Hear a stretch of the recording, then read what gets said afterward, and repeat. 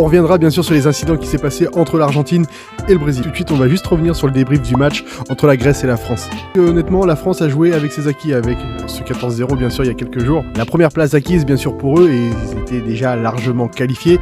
On attendait quand même quelque chose, c'est l'assurance de la première place pour le classement FIFA. Pour l'avoir cette première place, fallait-il encore gagner et se déplacer donc en Grèce pour avoir cette victoire. Bon, tu sais déjà le score, bien sûr il y a eu 2 partout, ça n'était pas un match intense, ça n'a pas été un match fou. Dans le contenu en tout cas on attendait un plus gros match, en tout cas dans la contenance de l'équipe de France. C'était quand même un contenu assez mince, réalisé en tout cas par l'équipe de France. Je trouve qu'il y a eu une réaction quand même à la fin du match, ce qui est dommage avec les entrants, avec Thuram et Mbappé, un peu plus de réaction, un peu plus de mobilité dans le jeu en tout cas.